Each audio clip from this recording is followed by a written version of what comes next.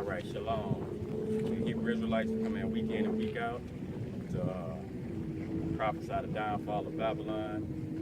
I want to start off by giving all praise, honor, and glory to Yahawah, BAHASHAM, YAHAWASHI, double honor to our elders and apostles at Greatmillstone. Salutation to the occupants pushing this truth throughout the four corners.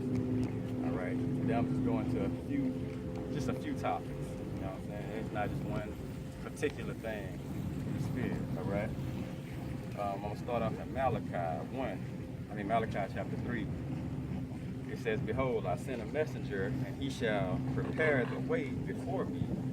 And Yahawah whom ye seek shall suddenly come to his temple, even the messenger of the covenant, whom ye delight in. Behold, he shall come, said Yahawah of hosts. But who may abide the day of his coming? And who shall stand when he appears? For he is like a refiner's fire, and like fuller's soap. And he shall sit as a refiner and purifier of silver, and he shall purify the sons of Levi, and purge them as gold and silver, that they may offer unto Yahawah an offering in righteousness. Then shall the offering of Judah and Jerusalem be pleasant unto Yahawah, as in the days of old, and as in former years.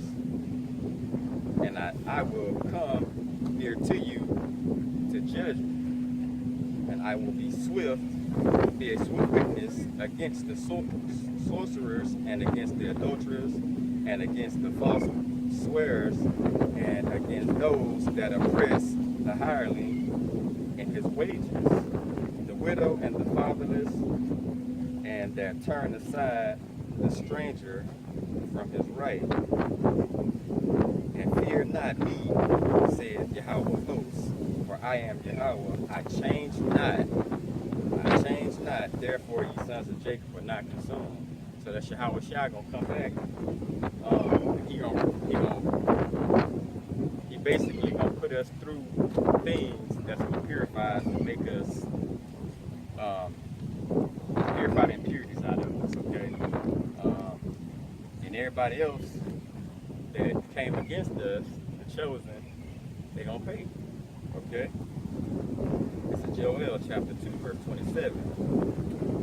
And ye shall know that I am in the midst of Israel, and that I am Yahawah, your power, and none else, and my people shall never be ashamed.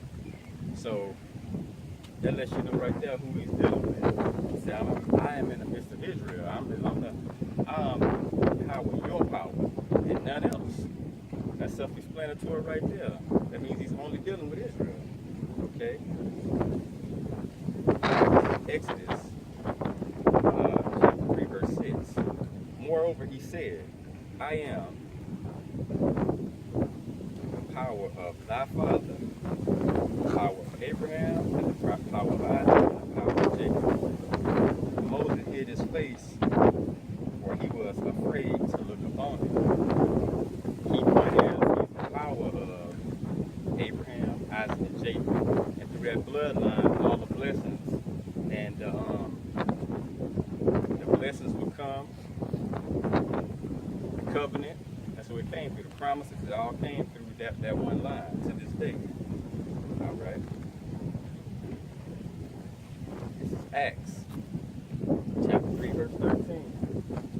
It says, the power of Abraham, and the power of Isaac, and the power of Jacob, the power of our fathers, have glorified his son, YAHAWASHI, whom ye delivered up and denied him in the presence of Pilate, when he was determined to let him go. So our people, that's just how wicked they were. That's how wicked they are, bruh. To this day, they that wicked. They said, let his blood be on our children's hands.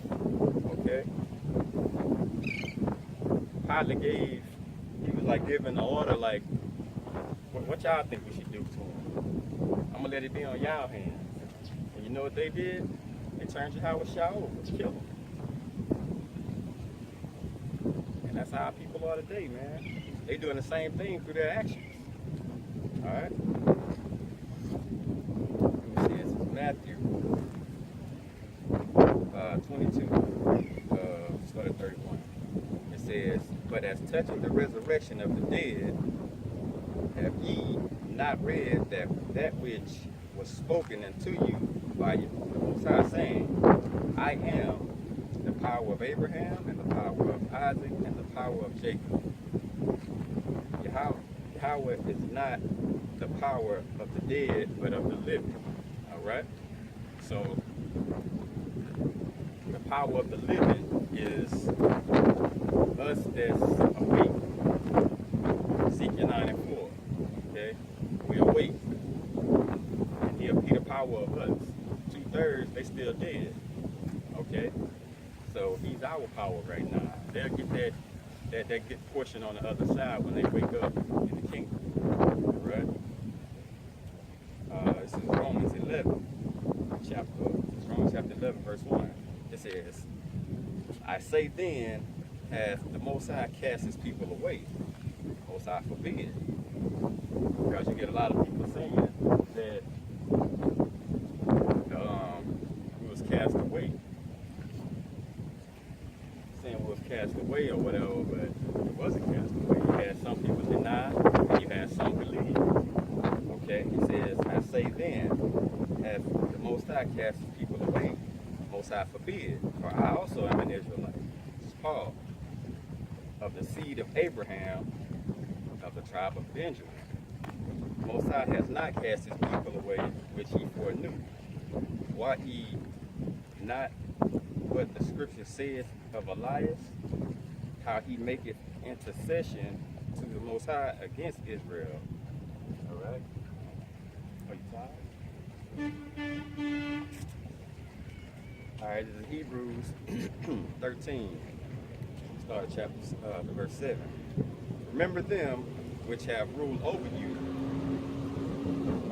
spoken unto you the word of the Most High, whose faith followed, considering the end of their conversation. YAHAWASHI, HaMashiach, the same yesterday, today, and forever." So all of these things not gonna change. The only thing that changed was you don't have to make animal sacrifices no more. That's it. Everything else, still to the T. Following the laws, the ones you can keep on this side,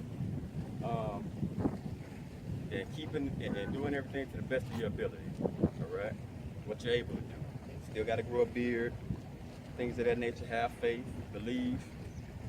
All right, but it says he's the same yesterday, today, and forever. All right, this is Romans 1 and 25. "Who changed the truth of the Most High into a lie, and worship and serve the creature more than the Creator, who is blessed forever. Amen." So that's letting you know right there that that was Esau. They changed the truth. Hey, get this stuff in that trunk. Esau changed it. Come look at the percentage. Esau changed the truth. All right, and 30. All right, but he changed the truth into a lie. So, and everybody follow him like he's the Most High. All right, and they serving the creature more than the Creator. All right, this is Daniel chapter 7, verse 25.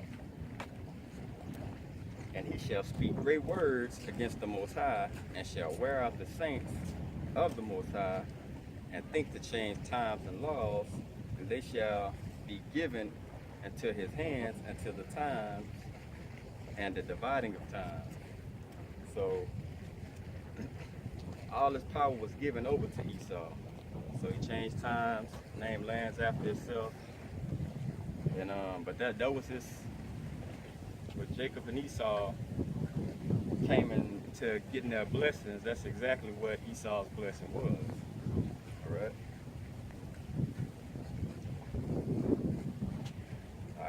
Isaiah chapter 30. Start at verse 9. It said that this is a rebellious people, lying children, children that will not hear the law of Yahawah, will say to the seers, see not, and to the prophets, prophesy not unto us things, right things, speak unto us smooth things, prophesy, speak.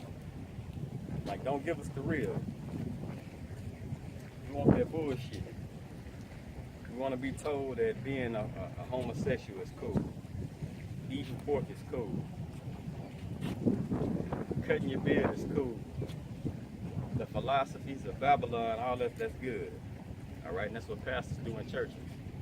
All right.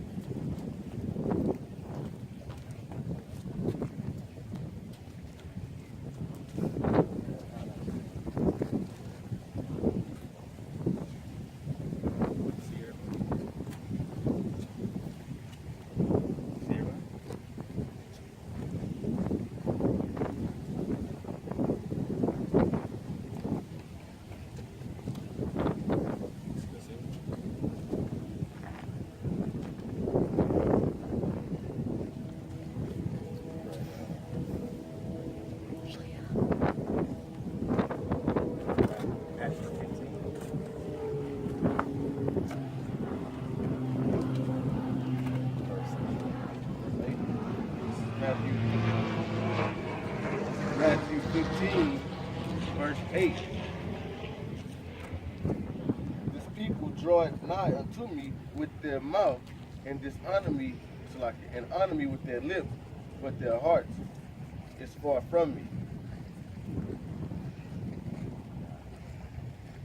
But in vain they do worship me, teaching for doctrines the commandments of men. That right there have church houses all over.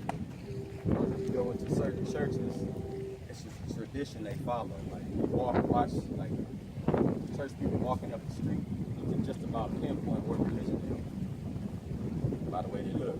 Look at Amish people, look at Muslim, Pentecostal, by the way they dress, you know. But that's traditions of men. Right? And not like saying like by the way they dress. So man look, like everything. You know, so they had a shaved face. Mark 7:8.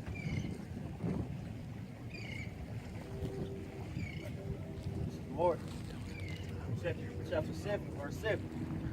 Howbeit in vain do they worship me, teaching for the doctrines, the commandments of men, for laying aside the commandment of Yahawah. Behold the tradition of men, as the washing of pots and cups, and many other such like things ye do. 13.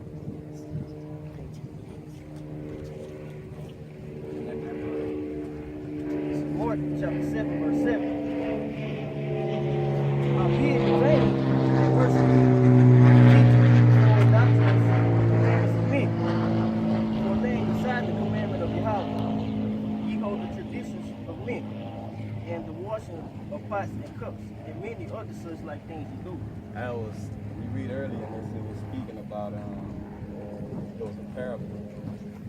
It was about holding the traditions of men, okay? And he was asking the disciples, why do your men not follow the traditions of the forefathers that was basically rules that were set up in that land for them to follow? Like, why are you going against what we already have set to play? Like, if a pastor came out here right now, he'll be like, well, Jesus loves everybody. That's the vibration that's going out in the world right now. You know what I'm saying? Why are you going against that? Okay? That's the same thing he was asking them. But he was letting them know that the order was set way before. It's Yahawah's order, all right? That order was set way before, not the order of following men. So you going off by following traditions, anything in the society is against the scriptures, right?